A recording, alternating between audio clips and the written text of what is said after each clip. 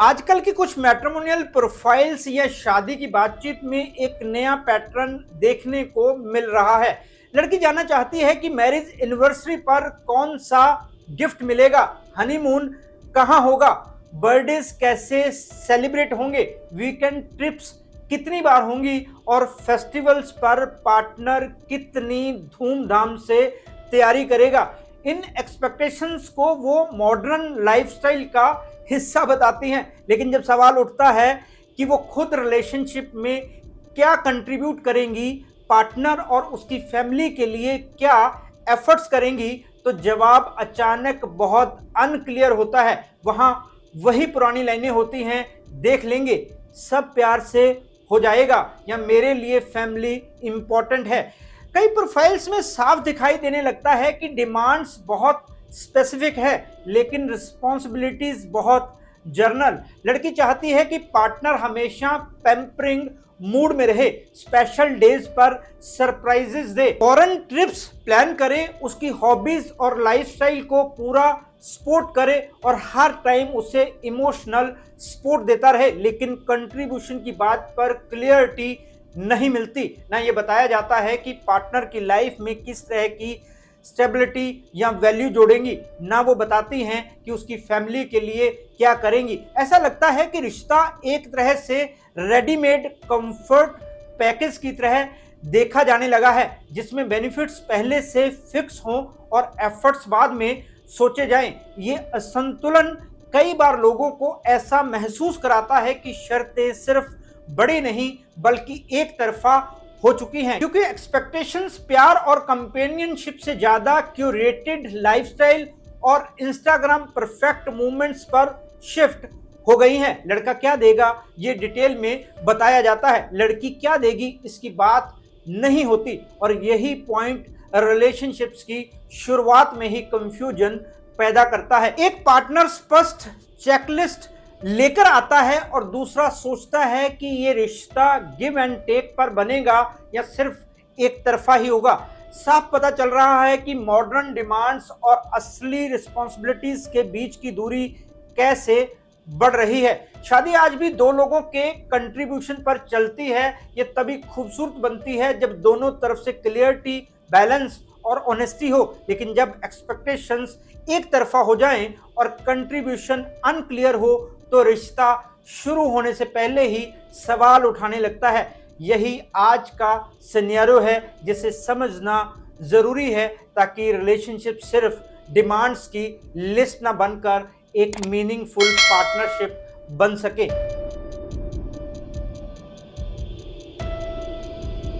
नमस्कार दोस्तों, मैं हूं राहुल राय गुप्ता और आप मुझे डिटेक्टिव गुरु के नाम से भी जानते हो, और हम करते हैं देश विदेश में पर्सनल और कॉर्पोरेट इन्वेस्टिगेशन। आज के वीडियो में हम बात करेंगे कि ज्यादातर लड़कियों की शादी की प्रोफाइल में स्वार्थ ही क्यों दिखता है। क्यों ज्यादातर लड़कियां जब शादी का फैसला करती हैं तो सिर्फ अपने बारे में सोचती हैं, उनको खुद सब कुछ चाहिए लेकिन जिम्मेदारी नहीं निभाना चाहती। मेरे पास लगभग रोजाना शादी से जुड़े केस आते हैं।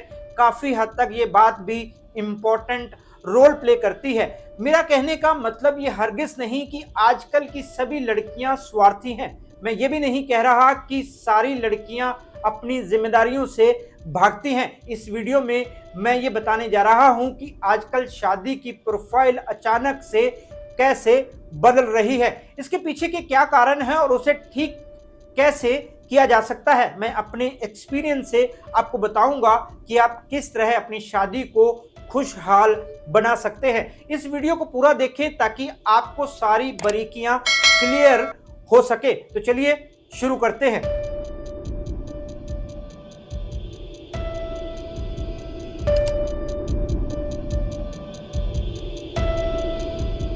जैसा कि मैंने शुरू में बताया, आजकल की कुछ मैट्रिमोनियल प्रोफाइल्स में एक चेंज दिखाई देता है जो कई लोगों को स्वार्थीपन लगता है। ये ऐसा स्वार्थीपन नहीं है जो सीधे सीधे सेल्फिशनेस दिखाई दे, बल्कि एक तरह का छिपा हुआ सेल्फ फोकस है। जहां पहले प्रोफाइल्स रिश्ते की म्यूचुअल अंडरस्टैंडिंग, शेयर्ड वैल्यूज और फैमिली बॉन्डिंग की बात करती थी, वही अब सिर्फ अपने लिए एक परफेक्ट कंफर्ट जोन बनाने जैसी लगने लगी हैं। ऐसा लगता है जैसे रिलेशनशिप बस एक रेडीमेड पैकेज हो जो पूरी तरह लड़की की जरूरतों, चाहतों और लाइफस्टाइल को पूरा करने के लिए बना हो। कई प्रोफाइल्स में पहली नजर में ही ये दिख जाता है कि लड़की को पार्टनर से क्या क्या चाहिए। उसके लिए आइडियल पार्टनर वो है जो उसे हर स्पेशल डेज पर सरप्राइज दे, हर वीकेंड पर आउटिंग प्लान करे, उसके मूड स्विंग्स को समझे, उसकी शॉपिंग और वेकेशन इच्छाओं को पूरा करे और हमेशा उसके लिए अवेलेबल रहे। लेकिन उसी प्रोफाइल में ये बहुत कम मिलता है कि वो पार्टनर के लिए क्या करेंगी, उसकी प्रायोरिटीज को कैसे अंडरस्टैंड करेंगी या रिलेशनशिप में कैसे कौन सी वैल्यू जोड़ेंगी। यही एक तरफापन कई लोगों को स्वार्थीपन जैसा महसूस होता है। एक और कॉमन पैटर्न ये है कि लड़की अपने कैरियर, लाइफस्टाइल चॉइसेस और पर्सनल फ्रीडम के लिए पूरी क्लियरिटी के साथ कंडीशंस लिखती है, लेकिन फैमिली इन्वॉल्वमेंट या घर की रिस्पॉन्सिबिलिटीज पर अक्सर अनक्लियर बातें होती हैं। वो कहती हैं, I want my space, I prefer luxury lifestyle, I expect my partner to pamper me, I deserve the best. लेकिन इसके साथ ये बहुत कम लिखा मिलता है कि वो रिलेशनशिप में कितनी गर्माहट, सपोर्ट और स्टेबिलिटी लाएंगी। ऐसा लगता है कि एक्सपेक्टेशन लिस्ट डिटेल में है लेकिन कंट्रीब्यूशन लिस्ट ऑलमोस्ट खाली है। कुछ प्रोफाइल्स में यह भी पढ़ने को मिलता है कि लड़की चाहती है कि लड़का फाइनेंशियली स्ट्रांग हो, स्टेबल हो, केयरिंग हो, नॉन कंट्रोलिंग हो, ट्रैवल लविंग हो, वेल सेटल्ड हो और हर तरह से इमोशनली मेच्योर भी हो। यानी पार्टनर की क्वालिटीज एक लंबी चेकलिस्ट की तरह होती हैं, लेकिन जब बात आती है वो खुद क्या क्वालिटीज लेकर आएंगी तो जवाब धुंधला हो जाता है। जैसे I am loving person, I value relationships, I respect family values. मतलब यानी ब्रॉड स्टेटमेंट्स दिखती हैं जिनमें कोई स्पेसिफिक कमिटमेंट नहीं दिखती। स्वार्थीपन तभी लगता है जब सिर्फ लेने की बात तो बहुत क्लियर हो लेकिन देने पर कोई क्लियर बात ना हो। जबकि सच्चाई ये है कि शादी दो लोगों की बराबरी की पार्टनरशिप है। यहाँ एक्सपेक्टेशंस तभी खूबसूरत लगती है जब कंट्रीब्यूशंस भी उतने ही साफ और दिल से हों। शादी की प्रोफाइल का मकसद सिर्फ अपनी पसंद बताना नहीं बल्कि ये दिखाना भी होता है कि आप दूसरे की जिंदगी में कितनी पॉजिटिविटी और बैलेंस लेकर आएंगे। जब ये क्लियरिटी दोनों तरफ से हो तभी रिश्ता मजबूत और मीनिंगफुल बनता है।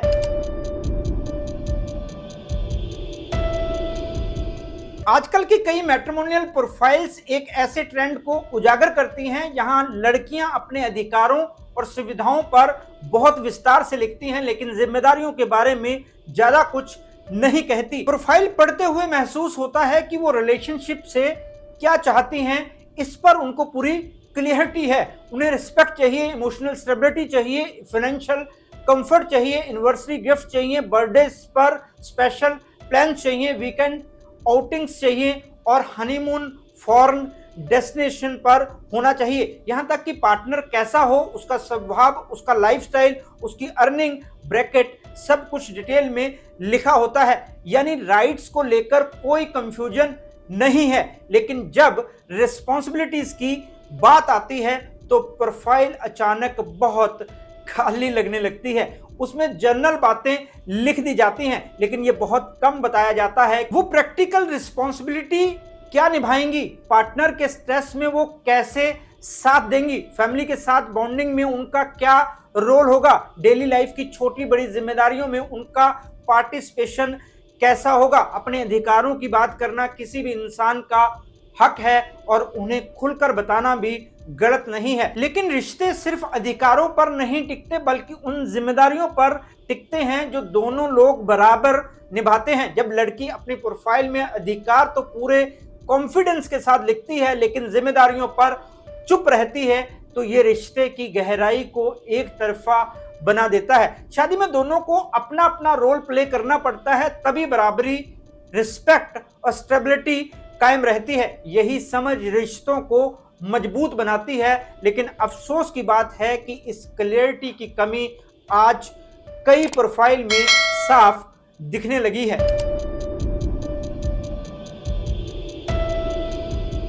आजकल रिश्तों की उम्मीदों और शर्तों में जो अचानक तेजी से बदलाव दिख रहा है, उसकी एक बड़ी वजह सोशल मीडिया है। ये प्लेटफॉर्म सिर्फ लोगों को जोड़ने का माध्यम नहीं रहा, बल्कि धीरे धीरे उसने उनकी सोच, उनकी इच्छाओं और रिलेशनशिप्स के प्रति उनकी एक्सपेक्टेशंस को पूरी तरह रीशेप कर दिया है। खासकर मैट्रिमोनियल प्रोफाइल्स में दिखने वाली डिमांड और लाइफ स्टाइल एक्सपेक्टेशन पर सोशल मीडिया का असर साफ नजर आता है। सोशल मीडिया पर हर दिन ढेरों कपल गोल की पोस्टें सामने आती हैं। कोई अपनी एनिवर्सरी पर मालदीव्स में लग्जरी डिनर दिखा रहा है, कोई पार्टनर के लिए महंगी कार गिफ्ट कर रहा है, कोई हर महीने वेकेशन पर जा रहा है और कोई डेली सरप्राइज की रील बना रहा है। इन सबको देखकर अनजाने में एक कंपैरिजन शुरू हो जाता है। लोग सोचने लगते हैं कि अगर दूसरों की जिंदगी इतनी परफेक्ट दिख सकती है तो उनकी क्यों नहीं। यही सोच एक्सपेक्टेशंस को बढ़ाती जाती है और धीरे धीरे ये एक्सपेक्टेशंस एक तरह की चेकलिस्ट में बदल जाती हैं।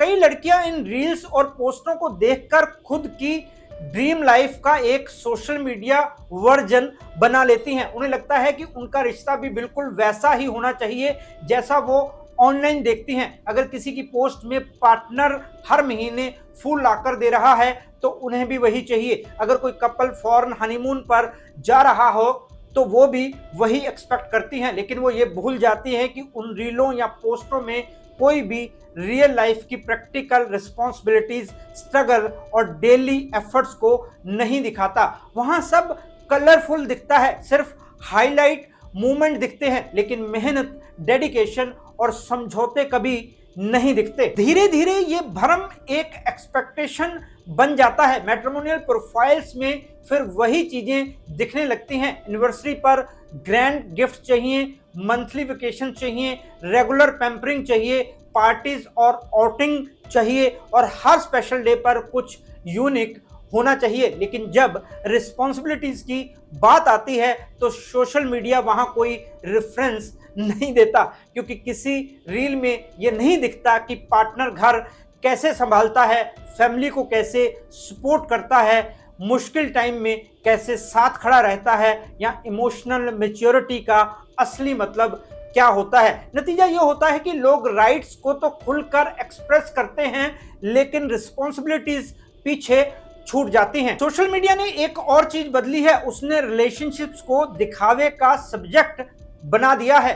हर खुशी कैमरा रेडी होनी चाहिए, हर सेलिब्रेशन इंस्टाग्राम वर्थी होना चाहिए, हर जेस्चर कैमरे के हिसाब से होना चाहिए। इसी प्रेशर में कई लड़कियां सोचती हैं कि अच्छा पार्टनर वही है जो उन्हें ऑनलाइन लेवल का लाइफस्टाइल दे सके। वो रिलेशनशिप को इमोशनल बॉन्ड से ज्यादा एक विजुअल पैकेज की तरह देखने लगी हैं। सबसे बड़ी प्रॉब्लम यह है कि सोशल मीडिया कंपैरिजन को बढ़ाता है। अगर किसी की पोस्टों पर 2000 लाइक्स आते हैं तो दूसरा व्यक्ति सोचता है कि उसे इससे कुछ बेटर चाहिए। रिश्ते धीरे धीरे कंपटीशन का मैदान बन जाते हैं। यहाँ असली फीलिंग्स की जगह सोच समझकर बनाई गई परफेक्शन लेने लगती है। सोशल मीडिया इंस्पिरेशन दे सकता है, लेकिन जब ये एक्सपेक्टेशन बन जाए तो रिलेशनशिप का बैलेंस बिगड़ जाता है। जिंदगी रील्स की तरह नहीं चलती, रिश्ते उन रिस्पॉन्सिबिलिटीज पर चलते हैं जो कैमरे में कैद नहीं होते। यही समझ आज खोती जा रही है और यही वजह है कि शर्तें बढ़ रही हैं, लेकिन कमिटमेंट धीरे धीरे कम होती जा रही है। दोस्तों, हम बात कर रहे हैं कि आजकल लड़कियों की मैट्रिमोनियल प्रोफाइल में स्वार्थीपन क्यों दिखता है। अभी मैंने आपको ये बताया कि इसमें सोशल मीडिया भी बड़ा रोल प्ले करता है। अब मैं आपको इसका एक और कारण बताता हूं। तो लड़कियों के इस स्वार्थीपन का सबसे बड़ा कारण ये भी है कि उन्होंने अपनी लाइफ में बहुत सारी औरतों को शादी के बाद दुख झेलते देखा है। किसी को पति से पिटते देखा है, किसी को घुट घुट कर जीते देखा है, किसी को एक एक पैसे के लिए मोहताज होते हुए देखा है। अब उनको अपना हक जताने का मौका मिला है। ये मौका अचानक नहीं आया, बल्कि कई सालों की दबाई हुई भावनाओं, अनकहे अनुभवों और आसपास की महिलाओं को देखकर पैदा हुई समझ का नतीजा है। उन्होंने अपनी माओं, मौसियों, चाचियों, बहनों, सहेलियों, पड़ोस की बहुओं और रिश्तेदारों को शादी के बाद अक्सर दुखी देखा है। उन्हें चुपचाप जिम्मेदारियां निभाते हुए देखा है, जो हमेशा अपनी लाइफ में समझौते कर रही होती हैं। उन्होंने देखा है कि कई औरतों ने अपनी इच्छाएं दबा दी, कई औरतों ने अपने टैलेंट छोड़ दिए, कई औरतों ने अपनी आवाज बंद कर दी और कई औरतें अपनी परेशानियों को नॉर्मल समझकर पूरी लाइफ सहन करती रही। इस माहौल की वजह से उनके अंदर गहराई से ये भावना आ गई कि अगर वो भी उसी रास्ते पर चलेंगी तो उनका भविष्य भी शायद वैसा ही हो जाएगा। लेकिन आज समय बदल रहा है और इसी चैलेंज की सबसे बड़ी वजह यही है कि लड़कियां सहन नहीं करती हैं, गलत चीजों पर समझौते नहीं करती हैं। वो समझ चुकी हैं कि उनकी जिंदगी सिर्फ कंप्रोमाइज करने का दूसरा नाम नहीं है। उन्हें यह महसूस हुआ है कि अगर वो अपनी ज़रूरतों, इच्छाओं, इमोशंस, एम्बिशंस और बाउंड्रीज को साफ साफ नहीं बताएंगी तो फिर वही पुरानी कहानी दोहराई जाएगी, जिसे उन्होंने सालों से अपने आसपास की महिलाओं के साथ होते देखा है। ये क्लियरिटी उन्हें खुद मिली है, किसी ने थाली में सजाकर नहीं दी। फर्क सिर्फ इतना है कि अब वो बोलने, डिमांड करने और अपने लिए स्टैंड लेने से नहीं डरती। एक कारण ये भी है कि पुरानी पीढ़ी की महिलाएं अपनी बात कह नहीं सकी। समाज, परिवार और परंपरा ने इतना बांध रखा था कि वो हक मांगने को बदतमीजी समझने लगी थी। उनके लिए ड्यूटी ही उनकी पहचान बन गई थी। आज की लड़कियां इन बातों को देखकर सोचती हैं कि अगर उनकी माँ या दूसरी महिलाएं अपनी आवाज उठाती तो शायद उनकी लाइफ कुछ और हो सकती थी। यही सोच अब लड़कियों को उस साइलेंस को तोड़ने की हिम्मत देती है जो पीढ़ियों से चलता आ रहा था। आज की लड़की समझती है कि शादी सिर्फ जिम्मेदारियों का बोझ नहीं बल्कि एक साझेदारी है, और साझेदारी तभी बैलेंस्ड होती है जब दोनों तरफ के अधिकार बराबर इम्पोर्टेंस रखते हों। इसलिए वो अब खुलकर बताती हैं कि उन्हें रिस्पेक्ट चाहिए, इमोशनल सपोर्ट चाहिए, कैरियर फ्रीडम चाहिए और रिलेशनशिप में उनका कंफर्ट भी उतना ही मायने रखता है जितना किसी और का। उनकी नजर में ये हक जताना एरोगेंस नहीं बल्कि सेल्फ वर्थ का एक्सप्रेशन है। पहले औरतें अपना दर्द अंदर छिपा लेती थी, लेकिन आज की जनरेशन कहती है कि रिलेशनशिप में दुख कोई इनाम नहीं है और खुशी कोई लग्जरी नहीं बल्कि बेसिक नीड है। सच्चाई यही है कि अगर वो अपनी माँओं और बाकी महिलाओं को खुश, सम्मानित, इमोशनली सिक्योर देखती तो शायद इतनी स्ट्रांगली अपने अधिकारों पर जोर देने की जरूरत महसूस नहीं करती। लेकिन उन्होंने दुख देखकर सीखा है कि चुप रहने से सिर्फ दुख मिलता है, पूरी लाइफ उसे झेलना पड़ता है। इसलिए अब वो पहले से ज्यादा क्लियर हैं, पहले से ज्यादा वोकल हैं और पहले से ज्यादा अवेयर हैं कि उन्हें रिश्ते में क्या चाहिए और क्या नहीं चाहिए। उनको लगता है कि इस तरह से हक जताना गलत नहीं बल्कि ये तो उनके सर्वाइवल के लिए जरूरी है। ये नेगेटिविटी नहीं बल्कि सेल्फ रिस्पेक्ट का नतीजा है। अब वो समझती हैं कि अगर वो खुद अपनी कीमत नहीं पहचानेंगी तो कोई और भी नहीं पहचानेगा। यही वजह है कि आज की लड़कियां अपने हक की बात पूरे कॉन्फिडेंस से करती हैं। ये उनका मौका है और वो इसे खोना नहीं चाहती। दोस्तों, मैंने आपको बताया कि लड़कियों के अंदर ये स्वार्थीपन कैसे आया। ये बात सही है कि चुप रहने वाली महिलाओं को अक्सर पूरी लाइफ दुख ही झेलने पड़े हैं, लेकिन आज का जो माहौल है वो भी ठीक नहीं है। सिर्फ अपने हक की बात करना बिल्कुल भी सही नहीं है। लड़के के भी तो कुछ हक हैं, उसकी बात कौन करेगा? ऐसा ही चलता रहा तो वो दिन दूर नहीं जब लड़कों को भी वही फीलिंग्स आनी शुरू हो जाएगी जो पहले की महिलाओं को होती थी। वैसे इसकी शुरुआत तो हो चुकी है। हमने अतुल सुभाष के केस में ये देख लिया है। मैं रोजाना ऐसे केस देखता हूँ। मेरे पास ऐसे कितने ही क्लाइंट आते हैं जो वाइफ के सताए हुए होते हैं। उनकी कहानियां सुनकर मुझे बेहद हैरानी होती है। समझ नहीं आता कि हमारे समाज में शादियों को हाल इतना बदतर कब और कैसे हो गया। ऐसे में बैलेंस बनाना जरूरी है ताकि रिश्ते की नींव सिर्फ कंडीशंस पर ही ना बने। शादी लाइफ लॉन्ग पार्टनरशिप है। इसकी शुरुआत में ही क्लियर थिंकिंग और मैच्योर अंडरस्टैंडिंग होना बहुत ज़रूरी है। सबसे पहले सेल्फ अवेयरनेस ज़रूरी है। ये समझना ज़रूरी है कि आप लाइफ से क्या चाहते हैं, आपकी प्रायोरिटीज क्या हैं, आपका कैरियर बनाने का रास्ता किन चीजों से होकर गुजरेगा, आपकी इमोशनल कैपेसिटी कितनी है। कई लोग सिर्फ ट्रेंड या सोशल प्रेशर में शादी का कदम उठा लेते हैं, लेकिन बाद में उन्हें रियलाइज होता है कि वो मेंटली प्रिपेयर्ड नहीं थे। इसलिए सबसे पहले तो खुद से खुलकर बात करें, खुद को ये क्लियरिटी दें कि क्या आप सच में शादी करना चाहते हैं, आप शादी क्यों करना चाहते हैं, जिससे आपकी शादी होगी आप उसकी लाइफ में क्या कंट्रीब्यूशन देंगे। दूसरी बात है एक्सपेक्टेशन की। हर किसी को अपनी लाइफ में कंफर्ट, केयर, रिस्पेक्ट और इमोशनल सिक्योरिटी चाहिए, लेकिन रिश्ता तभी स्मूथ चलता है जब एक्सपेक्टेशंस दो तरफा हों। अगर आप सिर्फ जरूरतों, इच्छाओं पर फोकस करेंगे और सामने वाले की प्रायोरिटीज को इग्नोर कर देंगे तो रिश्ते में असंतुलन आ जाता है। वहीं अगर आप पूरी तरह दूसरों को खुश करने में लगे रहेंगे तो लॉन्ग टर्म में खुद से ही नाराजगी हो सकती है। इसलिए बीच का रास्ता चुनना ही असली मैच्योरिटी है।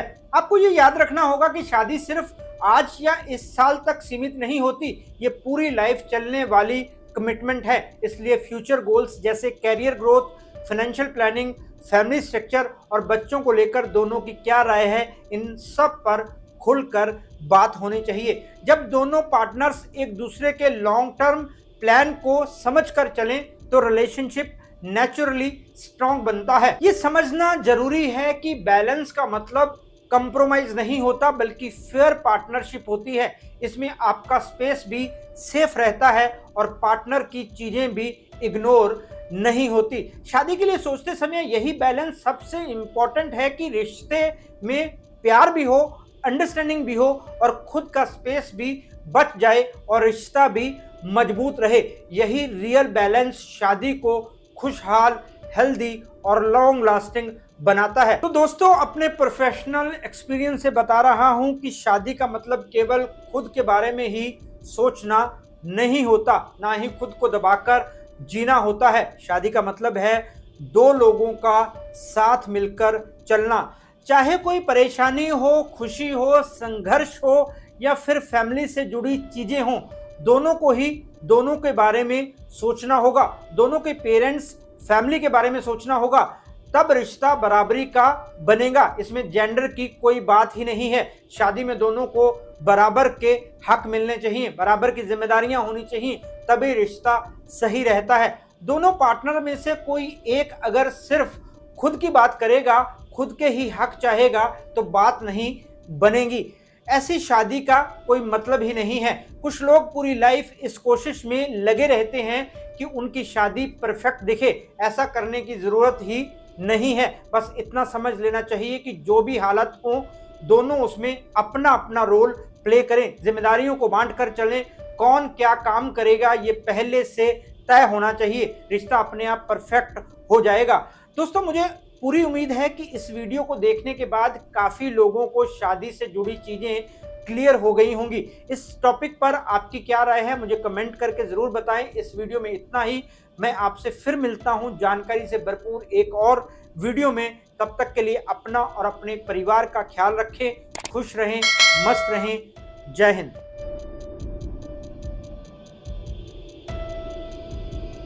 Détective Gollum